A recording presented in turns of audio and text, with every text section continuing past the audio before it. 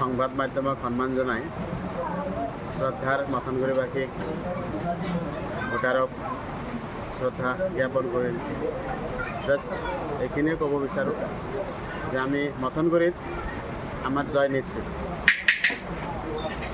আৰু আমি জয়ৰ বাবে যিখিনি পৰিকল্পনা কৰিব লাগে আমাৰ দলৰ ঊৰ্ধ্বতন কৰ্তৃপক্ষ আমাৰ observer incharge MLA incharge district president আমাৰ ডিষ্ট্ৰিক্ট কৰ্মকৰ্তাসকল ব্লক মণ্ডল বুথ প্ৰত্যেকটা ডিপাৰ্টমেণ্ট আৰু অগ্নি ভাতৃ সংগঠন যি আছে সকলোখিনি এক্টিভ হৈ আছে।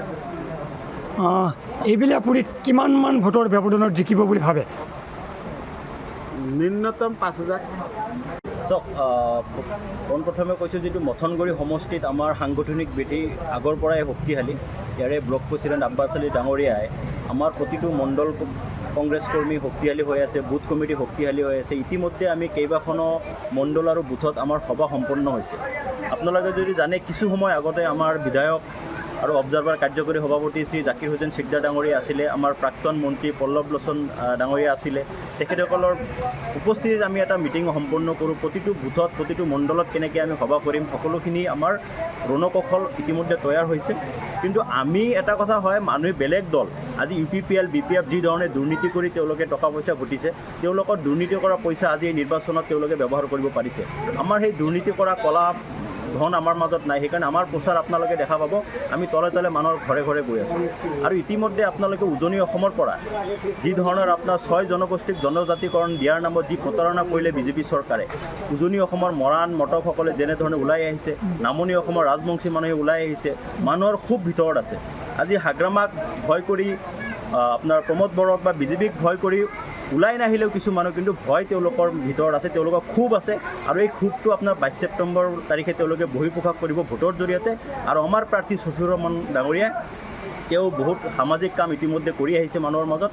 মই নিজে মথনগুৰি বিভিন্ন সমষ্টি পঞ্চায়ত বা কওক বা গাঁও কওক বুথ পৰ্যায়ত মই কাম কৰিছোঁ, ঘূৰিছোঁ। প্ৰতিজন মানুহে তেওঁক চিনি পায়, এটা জনপ্ৰিয়তা আছে। আৰু সকলোখিনি কথা যেতিয়া আমি চাম, আমাৰ 18 তাৰিখে আমাৰ সকলোৰে প্ৰিয় নেতা আশা যি গৌৰৱ গগৈ ডাঙৰীয়া আহি আছে 18 তাৰিখে। ইতিমধ্যে গৌৰৱ গগৈ ডাঙৰীয়াই আগষ্ট মাহতো আমাৰ ইয়াত মিটিং কৰিছে। আমাৰ সংখ্যালঘু বিভাগৰ কেন্দ্ৰীয় অধ্যক্ষ যি ৰাষ্ট্ৰীয় অধ্যক্ষ ইমৰান প্ৰতাপগিৰি ডাঙৰীয়া আহি আছে, প্ৰদ্যুৎ বৰদলৈ ডাঙৰীয়া আহি আছে। মানে ৰাজ্যিক আৰু ৰাষ্ট্ৰীয় পৰ্যায়ত যিমানখিনি আমি নেতা ইয়াত আনিব লাগে আমাৰ চেষ্টা অব্যাহত থাকিব। আৰু সকলো ধৰণৰ মানুহ ইয়াত আহিব, নিৰ্বাচনী প্ৰচাৰ চলাব। তাতকৈ ডাঙৰ কথা, আপোনালোকে বজাৰে ঘাটে খবৰ ল'ব, স্থানীয় ৰাইজে যি ধৰণে মুখে মুখে কংগ্ৰেছৰ প্ৰচাৰ কৰি আছে, এইটো আমাৰ কাৰণে ডাঙৰ প্ৰচাৰ।